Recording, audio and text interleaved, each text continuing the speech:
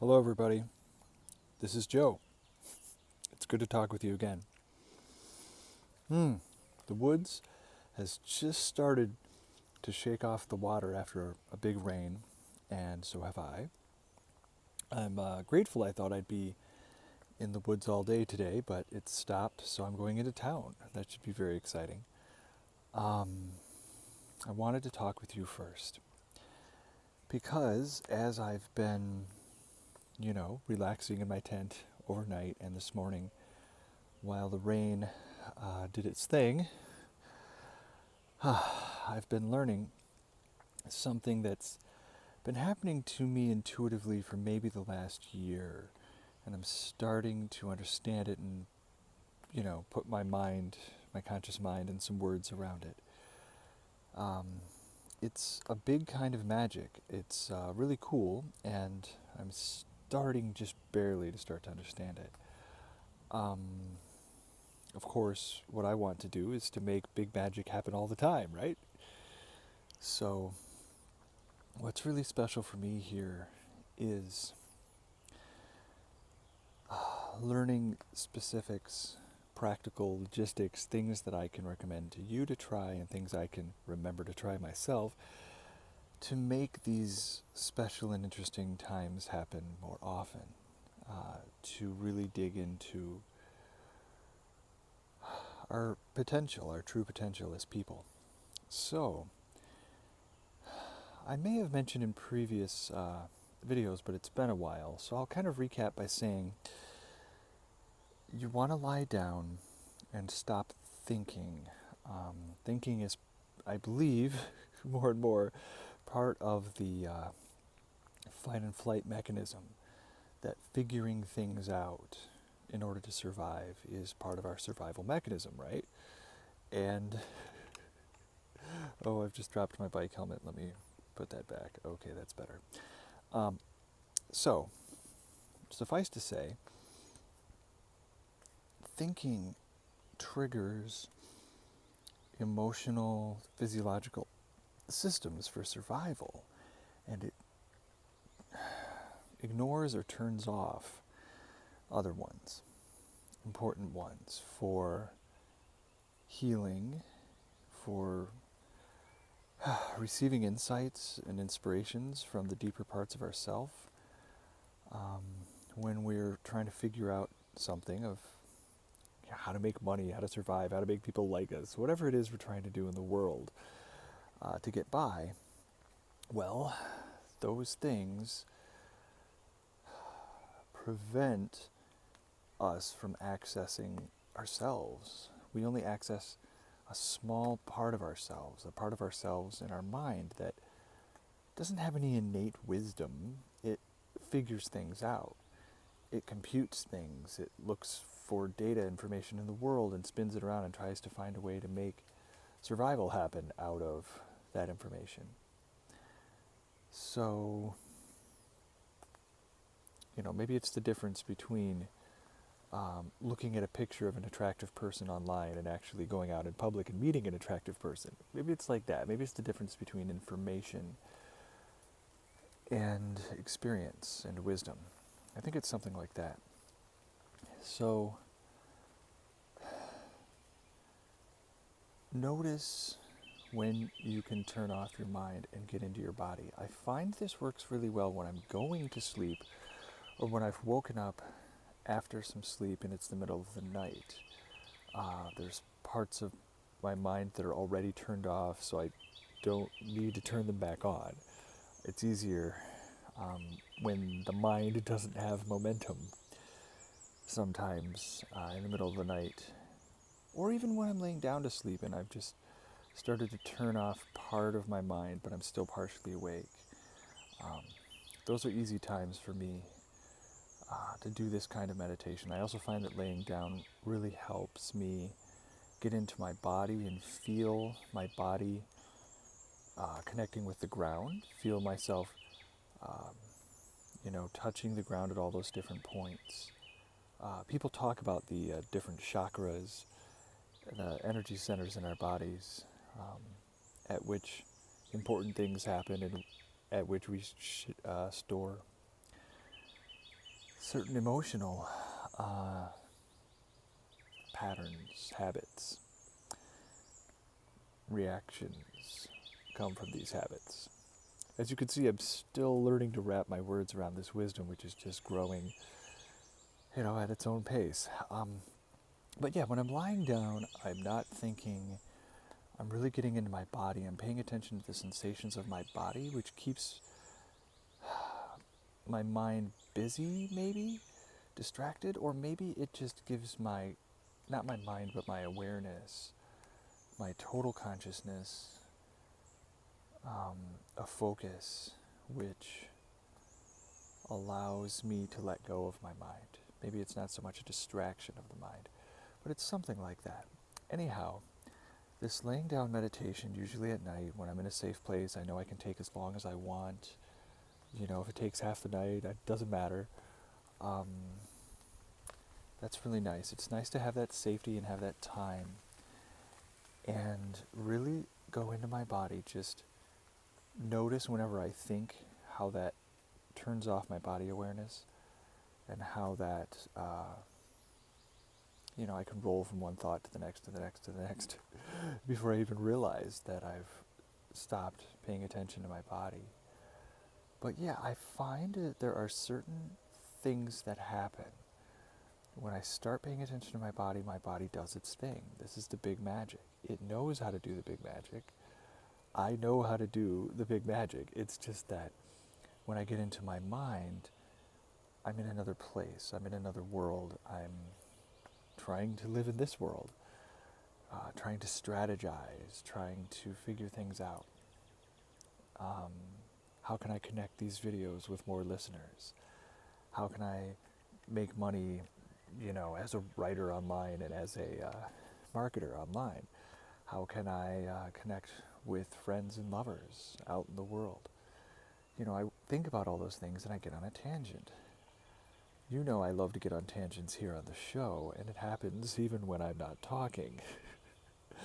So I find it really fun to get into this deep place where I'm letting whatever happens happen and I'm feeling everything that's happening in my body.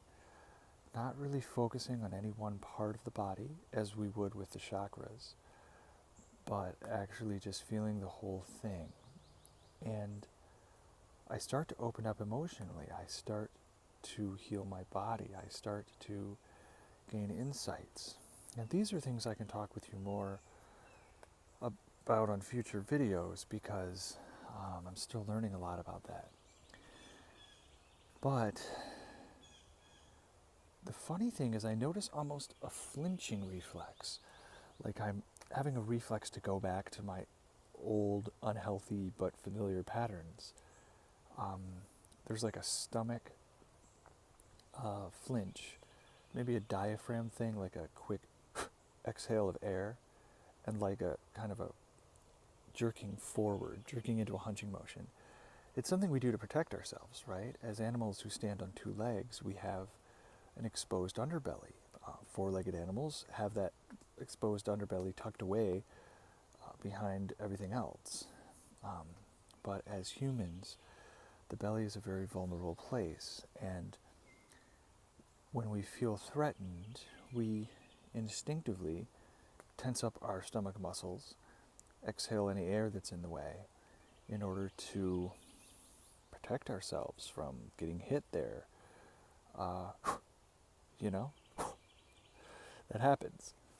And it's a very natural reflex for humans.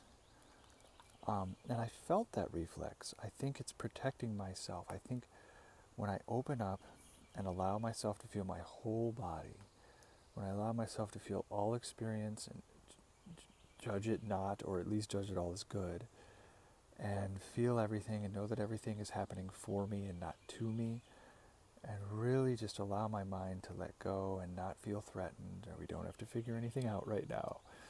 Just get into the body. When I allow that to happen, I can get to some really interesting places. I can start to feel some insights that come across as physical body sensations before they come across as emotions or thoughts. And it's my whole nervous system of my whole body with all the information that's stored in my body, not just what's in my mind and the memories I've created. It's all of that working together, the whole nervous system, the whole physical system of all the different organs working together. And I know that I'm releasing tension and healing and allowing all kinds of wonderful things to happen, from loosening up tension in my gut to my throat, feeling open and powerful and free in my throat area, up in here, learning to breathe in my sinuses, which some people believe actually can breathe all the way up into the third eye area. The confidence in the, what do they call it, solar plexus, chakra, all of that stuff. There's all the different areas of our body, the creative and sexual areas, the rooted areas, all working together, not focusing on one chakra or the other, on one body area or the other, but just focusing on the whole system and listening to it all work together. And then, like I said, I'm having this physical reaction of feeling like I need to protect myself and protect my belly, when in fact I'm doing something really, really healthy. But there's a part of me that says, never be this vulnerable, even in a tent in the woods in the middle of the night in the rain, when no one is going to come here and mess with you. There's a part of me that says, just be careful always. And that part of me is wrong. That part of me is an old defense mechanism from a time in my life when it was easier just to always be on guard than to try to decide when to do it and when not. Just like doing things in moderation is more difficult than black and white. For me, I learned that drinking alcohol was unhealthy for me, so I stopped. It was easier to just not do it than to try to decide how often I should do it, when it's appropriate, when it's not, how much of it I should do at a time, blah, blah, blah, blah, blah. That was very difficult for me because, of course, when we become dependent on substances, we crave them, we crave the release. I know I did, the emotional release of alcohol. Of course, for me, when I drank a lot, I behaved however I wanted and would regularly cross other people's boundaries and make other people uncomfortable. I also don't know that I made a lot of sense to people. I think I was trying to communicate a lot of things, jokes, spoofs, satires, insights, things that I thought were funny or I thought were interesting that other people didn't understand. And, I didn't present what I was saying very clearly when I was drunk. Most people don't. So, for me, I've left that behind. I'm not saying I'll never do it again, but it's not something I want to play with now. It's not something I want to mess with and try to figure out how to do it in moderation, because I could see myself making a number of mistakes before I got to moderation. And I feel safer just not doing it at all. And that's what I mean about safety. It can be safer to not do something at all, or to do something all the time. The all or nothing idea works. Nothing is completely black or white. By cutting off drinking, I did cut off positive connections I had with other people, and maybe even some positive insights, who knows. But I felt that cutting that off was worth it, to cut off the, parts of my drinking experience that I didn't like. So, you do, as they say, throw the baby out with the bathwater. You do throw out some positive to get rid of a big negative. And that's okay. But the third step is to do things in moderation. I don't know that I'm there yet with alcohol, and maybe I never will be, maybe I will. Maybe I'll try it and succeed, maybe I'll try it and fail. Maybe I'll go back to black and white. Maybe I'll try and fail enough times that I become really good at social drinking and can enjoy that part of our culture. Who knows? The point is, this all or nothing thinking is from the mind. It's a survival mechanism. You are at war, so you just consider the people you're fighting against to be the worst people ever, to be, you know, demons, to be horrible people, maybe not even people. Um, you can look at propaganda and see how they try to dehumanize the enemy in wartime. And, well, it's all or nothing. It's just us versus them. It's very simple. You're not thinking, feeling, using wisdom, trying to figure out how to do something in the appropriate shade of gray or in the right amount of moderation. It's not about that.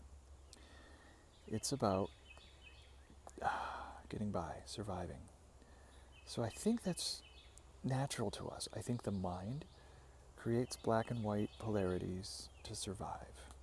And the body needs moderation if we pay attention to the whole system. Like, yes, I want to loosen some tension in my gut, okay? But I also want to loosen some tension in my throat, and I want to breathe deeply into my face, into my sinuses. My brother was an excellent singer and highly trained, and he taught me a little bit, just enough that I knew it existed, about how singers breathe all the way into all their different sinus cavities. And it's fun to experiment with breathing into that space. They call it the mask, all these different sinuses that run throughout the front of our face. And with a little focused attention, I can breathe into that area, which is fun. So, paying attention to the whole system means not putting all of my energy into one chakra, or all of my focus onto one survival mechanism, or all of my energy into one social outlet, or whatever it is. It's really important to let the body do what it needs to do, and then notice when the mind reacts. Like I said, when I slowed down my mind and didn't think as much and allowed myself to stop thinking and get into my body, there was a physical reaction that would bring me back into my mind, that would bring me back into survival. Because on a deep level, on a physical, like literally flinching, physiological level, on that level, I was uncomfortable with putting my guard down, letting my guard down, and being myself. I do that with you in the videos as much as I can. And I'm sure if you watch these videos over time, you can see me changing and growing. I'm sure that you can see my progress. So, anyway, it's time to get into town. It's early afternoon, heading towards mid-afternoon, and I want to get some time in there and see other people. I'm really, like I said, grateful for that opportunity. So, anyway, I will make this one a little shorter than usual and leave you with these thoughts about really releasing, like I said, through laying down meditation or whatever works for you, releasing the mind and noticing what happens, noticing the healing and the magical feelings that you feel and the insights and the openness that you feel, and also any deep physiological reactions to that level of vulnerability. And realize that when we are living in fear, we don't allow our bodies to heal. We don't allow ourselves to get the deep, complicated, wise insights that are neither black nor white, that live within us, that we've gained through our experiences, that are inside our bodies. We need to access that, not just use our minds incessantly to compute information. Our minds are beautiful, but we need more information. We need all of the information that comes across as feelings and instincts and intuitions and insights. We need that information, and then the brain, like I'm doing right now, can try to wrap words around it. But those are deeper things than the mind is very good at understanding and expressing. I like to do so. I like to work with it. I like to work with my mind. But you know what? I understand and accept that there are things out there that are real that my mind hasn't wrapped itself around yet. It's just like knowing, like if you look at the history of science and how science progresses, you have to realize that another 100 years from now, we're going to have all this science that, you know, makes perfect sense, to people 100 years from now that we haven't figured out yet. There's going to be all kinds of stuff that's going to be great. They're going to figure out more stuff. Scientists are going to figure out more things about life. Those things exist right now, but we just haven't tapped into them. Radio waves existed long before we learned how to create them, bend them, you know, use them to communicate with each other. You know,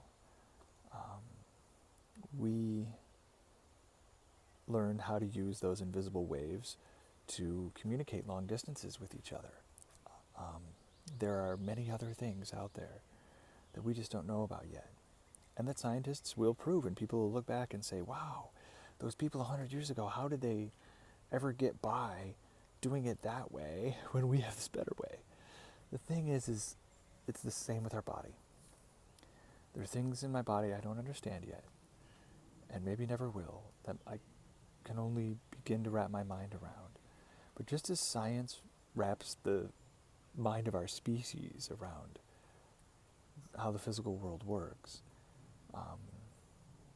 and there's still much more out there for them to learn, it's the same for us. With our mind, which wants to understand and categorize and prove everything, and the rest of us, which just knows things on a visceral level. I'm not saying that all of our instincts are correct. I'm not saying that, if you get, hurt by somebody and you have a desire to punch them in the nose, I'm not saying you should. I'm saying that our mind and our bodies need to work together. If you get that desire, like I remember when I was young, I used to, if I was playing outdoors as a kid and I got hurt, I would have the desire to punch something, or even my little brother if he was nearby. And I learned not to do that. I learned that it was just a natural reaction to being hurt, that our mind jumps into survival mode. It's just a natural instinct. So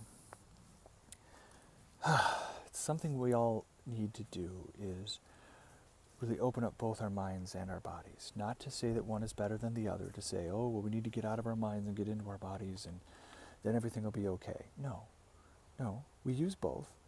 It's just that as mind-dominant creatures, we typically need to lean more towards the body and turn our minds off sometimes. But then turn them back on and process and learn and share what you learn from your body, Make them work together. As a musician, I learned to read music and I also learned to play by ear. And I feel the same way. I think that both of those things are necessary. Musicians who only read or only play by ear are limited in certain ways. And those who can do both, I believe, really have full mastery of many different aspects of music.